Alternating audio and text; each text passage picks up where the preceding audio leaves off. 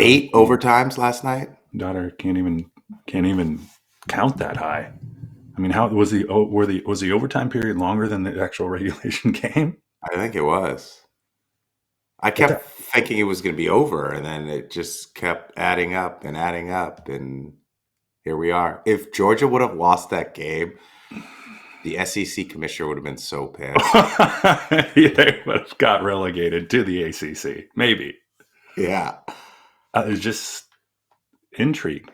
That Chaos. was the best game of the kind of, let's call it Thanksgiving drag, because you still had the Black Friday NFL game. That was the best game.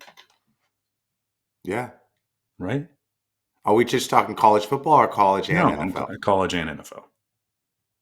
Yes, I would say that was first. Chiefs Raiders was second. Okay.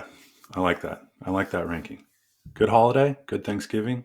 Great holiday. Just got back. We're up in the Bay Area. Drove home.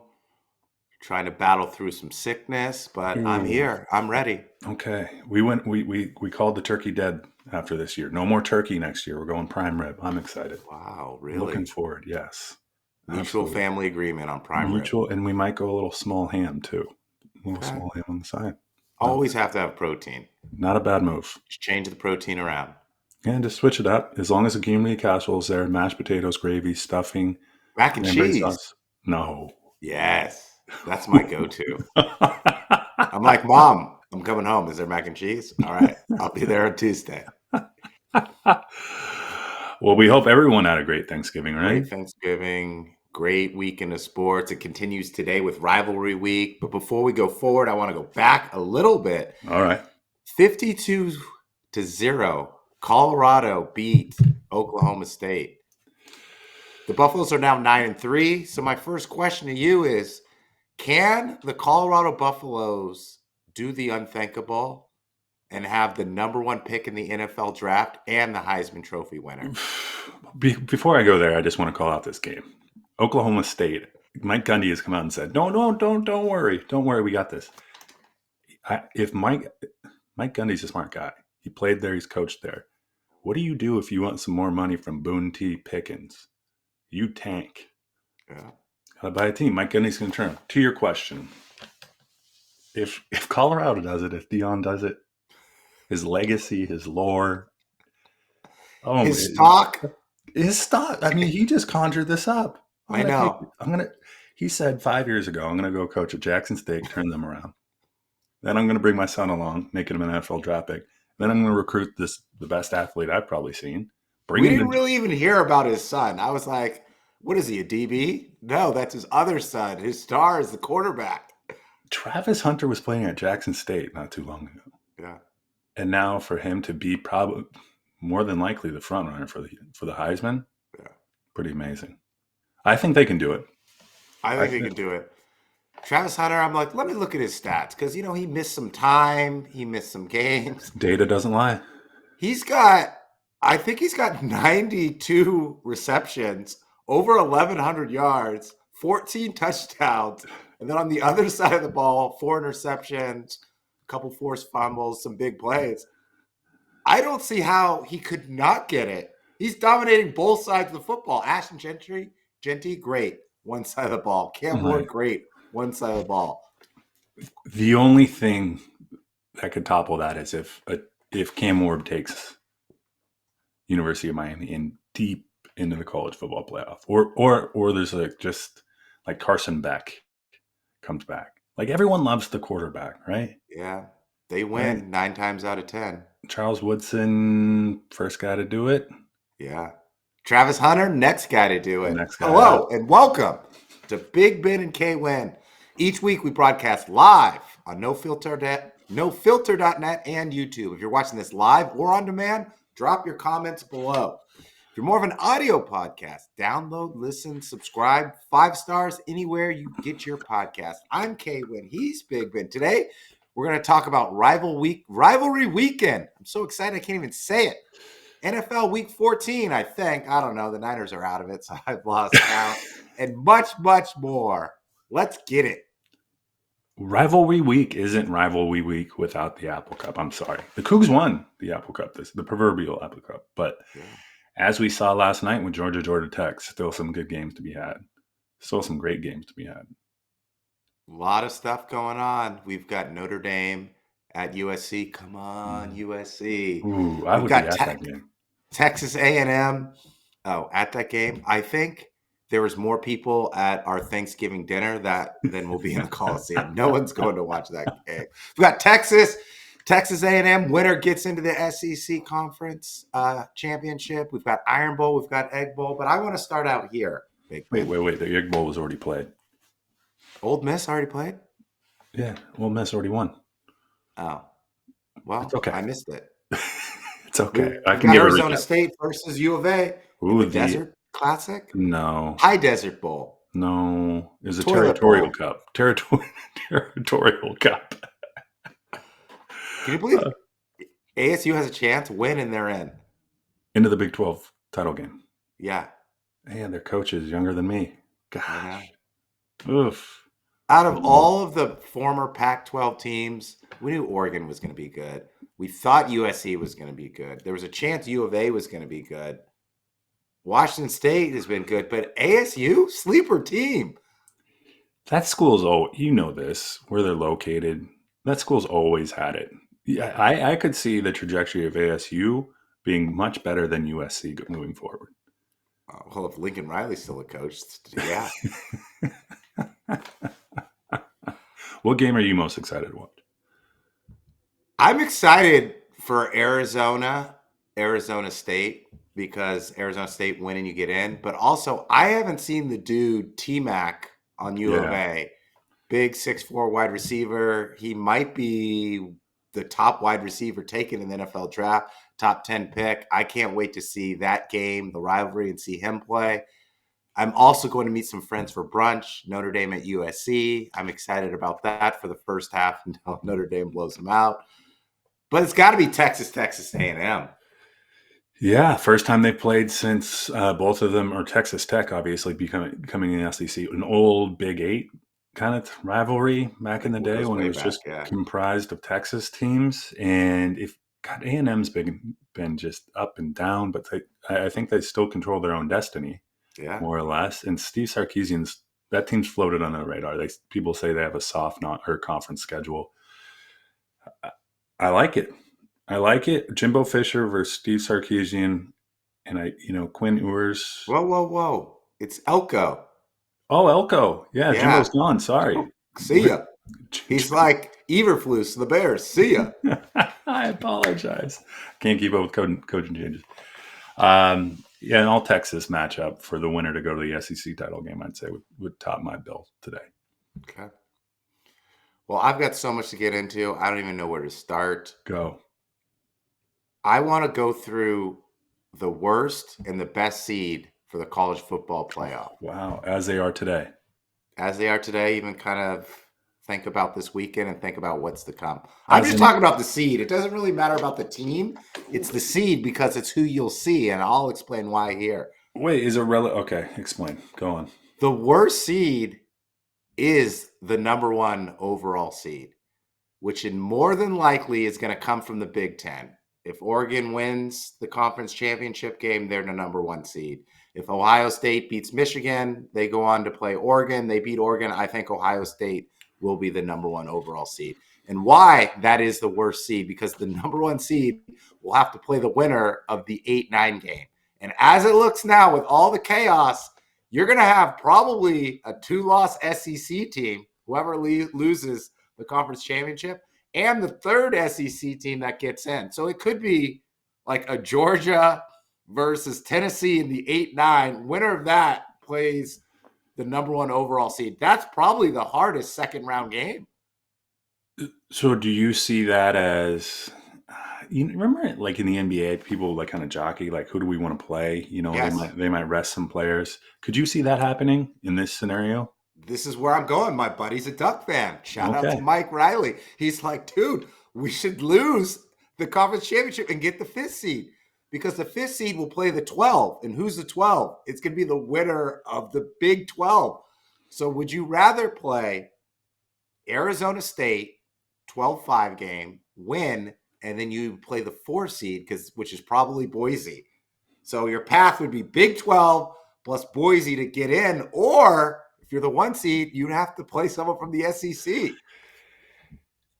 I mean, but that's one more game. People get hurt. Bird in the hand. It's not going to be that physical because it's against the Big 12.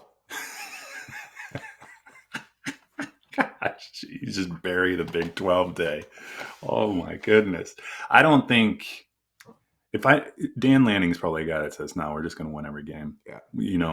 Maybe you downshift to third gear and put some of those guys in towards the end. You're playing UW this weekend. If you're in Oregon, maybe you downshift. I see your theory. I just don't think it's as a college I'm just saying it's a harder road to go through on paper, right? Like you still got to play the games, you got to be in the atmosphere, but it's looking pretty nice for Oregon or Ohio State to play the 12 seed and then win and play a Boise team. I think that's on a neutral site, right? The second round is on a neutral site. How many games are we getting into? So is that in that call? How many games would a team have played getting into that second round where it's after the first round bye, after the play-in? So I think everyone has played 12 games. Miami, for whatever reason, has played one more. So let's just call it 90% of the teams have played 12. So you win that. Conference championship would be 13. Exactly. First round is 14th. You need some depth. I have a feeling you do. And I have a feeling, let's go back. I mean, let's play this out. Texas A&M gets into the SEC title game. Okay. Texas does not have to play another game. But more than likely, they're in the college football playoff. Correct? Yes. Okay. Now, in that scenario, though, Georgia would play A&M. Texas is probably going to be an 8 or 9 seed. Right. Well, at that point, they really can't control the seed, and they just say, we'll take what's given to us. But that gives them another week to prepare, get healthy, and so forth. You're right. The team that wins the conference title might be a little more bruised and battered. If they get to the national title game and say you played the conference title, and you'd get a bye probably, but that would be 16 games? Yeah. Yeah. You brought it up a couple weeks ago, and I didn't really think about it. It's depth. It's going to be the team with the most depth because these kids haven't played a college football season this long ever against this many teams, and you're coming out of these big games and the transfer portal. You don't really have 2 or 3 5-star recruits behind you. You've got Jimmy the walk-on behind you because the 5-star left and got paid and went to like Texas or an A&M. Exactly. There's going to be some no-names that makes them like, remember in the NCAA tournament, we're like, who's this guy? It's going to be similar in college football playoff, in my opinion. And I want to counter your theory of the Big 12 is soft. The Big 12 is soft. Listen, if they're not throwing punches, blows, and they're not beating each other up like the SEC, do you go in the college football playoff a little less bruised and battered, more refreshed, and probably, I don't know, maybe I might think this first year will be interesting. We all don't know how this is going to play out, but I could see a team that say like Kansas State and TCU a few years back, right? They just made a run. They surprised everyone. No names. Haven't heard this guy, So remains to be seen. Remains to be seen. I just think the SEC is battle tested week in, week out. They're playing against all these professional athletes that will move on to the next level. You said it, Big Ten's top heavy, right? Like if it's not Ohio State or Oregon, like who are they really playing against? A bunch of guys who should be intramural football players, 7-on-7. I mean, Minnesota's bad. UCLA's bad. UW's bad. Like the Big Ten, remember the Big Ten in basketball? No one ever takes them. They haven't won a national championship since Minteen Cleaves won it 16 years ago. It's the same thing with football. Like they'll get all these top-seeded teams and they're going to lose. But we're forced to watch their games because it's the middle of the country. Everyone, it aligns with people waking up, whatever it may be. You're right. I'd like to think that Boise has a shot here. BYU's floundered. Indiana just laid an egg. Absolutely. That game was closer They didn't actually seem based on the box score. No, yeah, it wasn't close. No. It was. I mean, Indiana, just everyone after that first drive scored a touchdown. Just it's going to happen. Then did not happen. Just Ohio State exerted their will. I don't see with all this chaos how a 3-loss SEC team is not going to get in. There might be 2 of them. I agree. I absolutely agree. And like I said, if that doesn't happen, if there's any angst, the SEC might just say, "See ya, we're going to go create our own little thing." Because just having Georgia in that game just brought so many more eyes to that overtime game last night. Even though it was obviously a rival game, it wasn't an SEC game. SEC teams just draw eyes too. So Georgia wins. They're in the conference championship. They lose in the conference championship. Do they get in? Yes.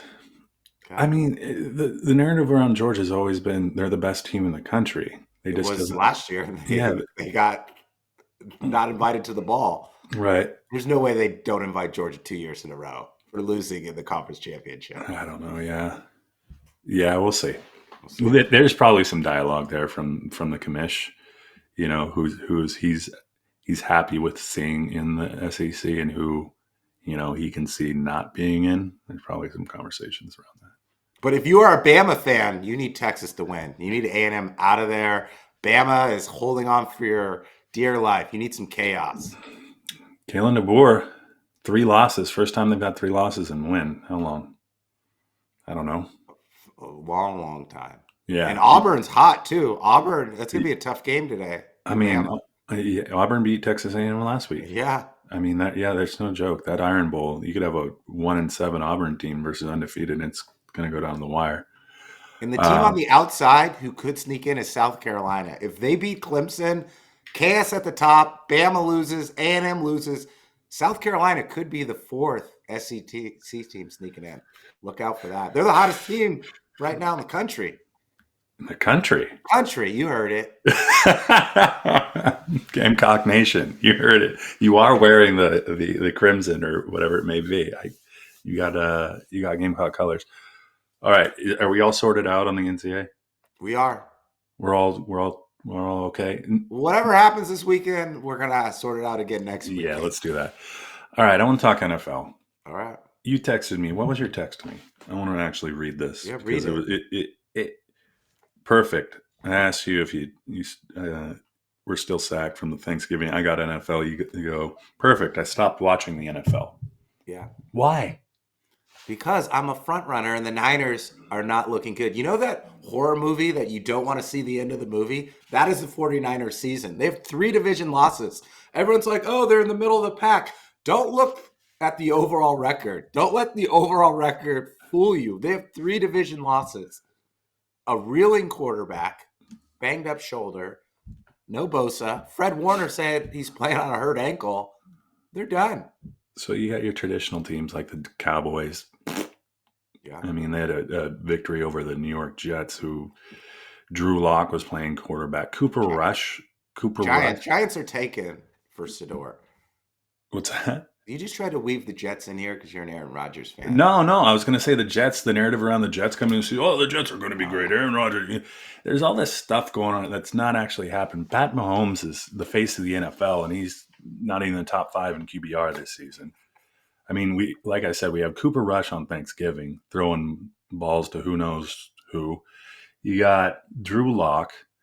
I mean, Adrian O'Connell yesterday during Black Friday. I mean, they almost pulled it off, but that game was ugly to watch at times. You got Tyreek Hill not playing like he did. The NFL is off this year. Yeah. It's off. Why is it off? It's the have and the have-nots. Put your Roger Goodell. This is what I heard. I forgot which talk show host said it, so I can't give him credit. It will be mine. You need a game-changing quarterback now with the rules. Like, all the rules change. You need wide receivers, but more importantly, you need a quarterback. So, like, look at all of the great teams. Josh Allen, Patrick Mahomes. You've got Lamar Jackson. The Lions are the one exception because their offensive line is so dominant is they can just smash mouth football, run you over. Jalen Hurts and the Eagles, Jaden Daniels. And all the other teams that either missed on the quarterback, have the wrong scheme for that quarterback, are suffering mightily. Like, look at the Jags. Everyone thought Trevor Lawrence was the next Andrew Luck, but he doesn't have the personnel in the system around him.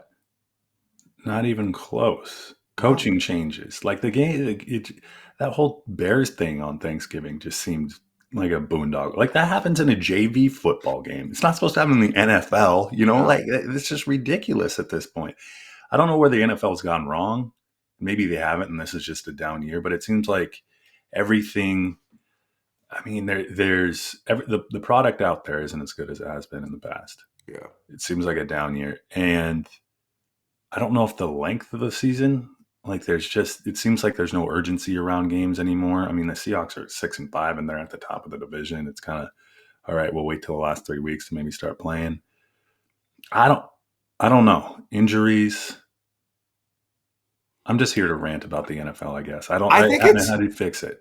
I think it's coaching, right? Like I said quarterbacks, but also look at coaching. Like John Harbaugh, great coach. Yeah. Andy Reid, great coach. Sean McDermott, to be determined. He's got a great quarterback. But it's quarterback and coaching. Yeah. And it's a mismatch in Chicago. You've got a young quarterback. You've got a defensive coordinator as your head coach, like Robert Saleh, great defensive coach. But him and Aaron Rodgers couldn't come together on a same game plan that Rodgers wanted from 10 years ago. You bring up a good point. So I want to bring up this idea. You bring up coaches and quarterbacks. It seems as though there's no grooming ground for quarterbacks other than the NCAA football league, right? But yet you talk to, like, Jaden Daniels puts on these VR goggles and throws, and he's like, this is a game changer for me. This helps me develop. Is there a point in time where, because the product is predicated on the quarterback, right? Like if the quarterback's better, the product is better. It's very correlational. What do you do? If you're the NFL, because you don't have good quarterbacks right now. No. You just don't. You don't. So I think you've got to do what is unpopular, and you've got to start the journeyman quarterback, right? Like you've got to start someone else as the younger quarterback develops. I heard somewhere else, it's like the COVID effect too, right? Like you couldn't really scout these players. These games weren't all that real. And then Zach Wilson is like a top 3 pick because you didn't really have enough tape on him. It's reaching. And maybe there's a course, like there's a course correction here with quarterbacks staying in college football for a little bit longer, get to progress. Because let's be honest, a guy like Zach Wilson comes in, gets hit in the mouth once, throws 3 interceptions a game, his career's over. Yeah. It's done. It's kaput, right? So you're thinking of, how do I groom these kids where Joe Flacco can play a season and come in? Because right now it's these teams drafting. It's like, we got to throw them in the fire. Yeah. Well, then you look at CJ Stroud. Remember last year, we're like, oh, top 5 quarterback looks great. And then this year, like, he's just throwing all these interceptions. He looks different. He's getting pressured. So maybe it's coaches, quarterback, and offensive line. There you go. I don't know if that's but then how do you make sure I feel like NFL teams need like a feeder system, like a minor leagues. Like, we're going to draft you, but we're going to actually put you through reps against scouts, other scout teams throughout the week. Yeah. So you're getting reps and you're seeing whatever it may be, blitzes, whatever formation it may be. Because when you call, a kid hasn't seen everything when he comes in the NFL. And then, like I said, he throws 2 interceptions in a game. The fans are calling for him to be benched. He's benched and he doesn't come back. Yeah, I think you got to do the unpopular thing. These quarterbacks have to sit, and then in the first and second round, you've got to draft offensive and defensive line players. I know I hate it when the Niners, oh, what are they doing? Why do they get the skill player?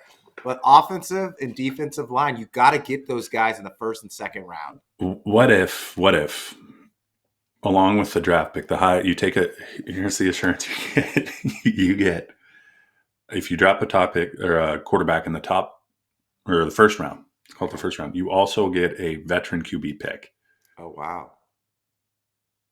So you get to draft a free agent? Yeah. NFL veteran? Yeah. Fallback plan. What if you could franchise tag without paying an NFL veteran QB just to hold him on your roster? I don't know. But yeah, I mean, you're right. This whole Joe Flacco, Anthony Richardson thing. Joe Flacco can go play. He threw 3 interceptions that first game, but towards the start of the season when he was opting in, he can win you a game or two. Game, yeah. And he might win you a Super Bowl if you're Joe Flacco. And there's a little less pressure too. Like if you're coming in week 3 or week 4, than like you're starting out in week 1. Like Sam Darnold, like find the next Sam Darnold in the system. Let your rookie quarterback sit there and learn. It was an easy decision for the Vikings. JJ McCarthy got hurt, right? Yeah. So he gets to sit back and watch. The last thing I'll say, the advent of the red zone scripts and tells how most people feel about the NFL. No one wants to turn on and watch a game soup to nuts unless it's your team. And maybe not even then. All you want to watch or you just want to watch touchdowns.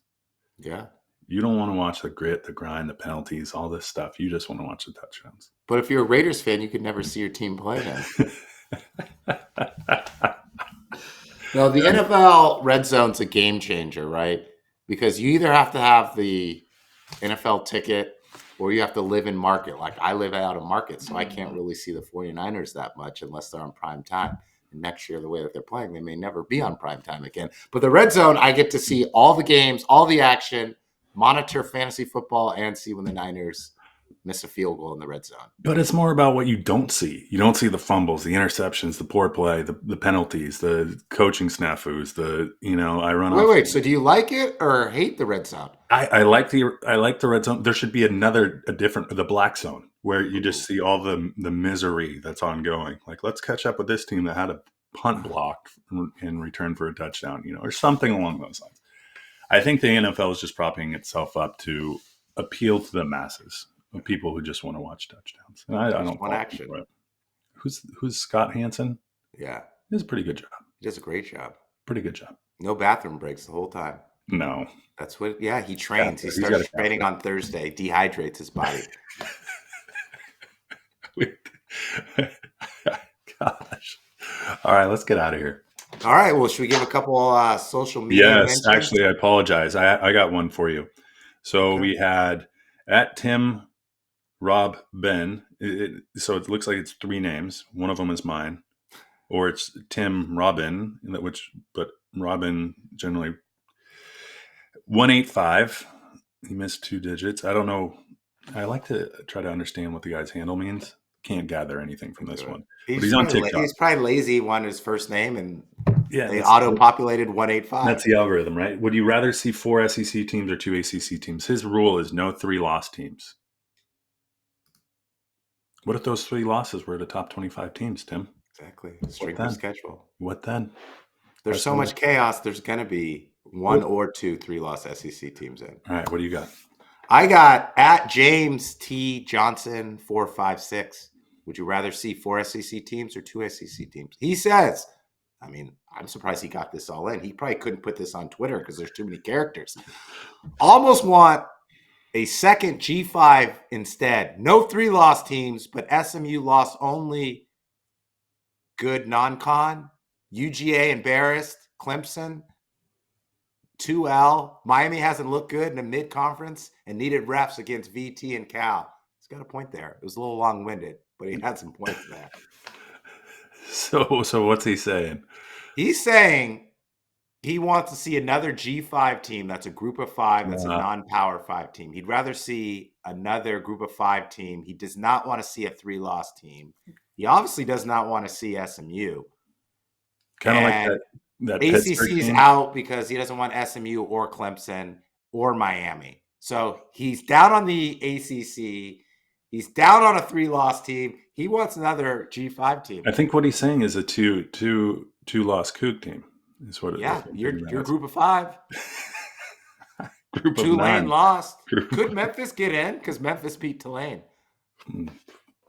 It's becoming like remember, how we do this at like college basketball time? Like, oh, you can't seed them above him because they beat them. Joey Brackets is going to come over and start doing college football stuff. You might have to. Is it Joey? Yeah. You're Benny Brackets. That's Joey Brackets. Okay, take us out of here. All right. You can watch us live or on demand each week on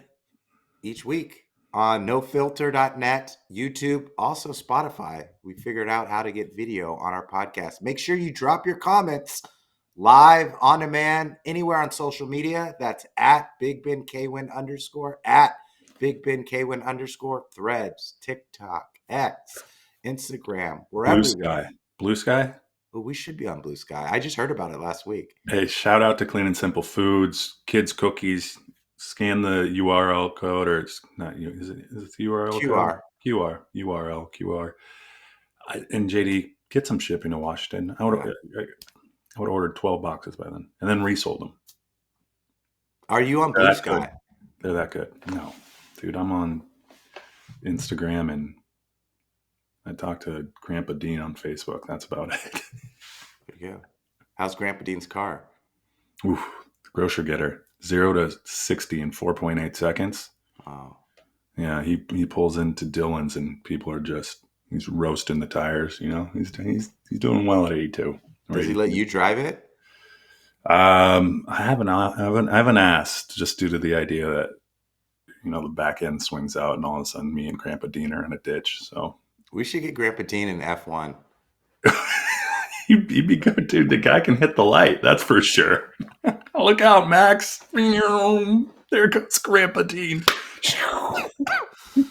Oh, he'd be good at the time trials. The overall race, I don't know. All right, we'll get him in there. Let's get out of here. Happy Thanksgiving. Happy Thanksgiving.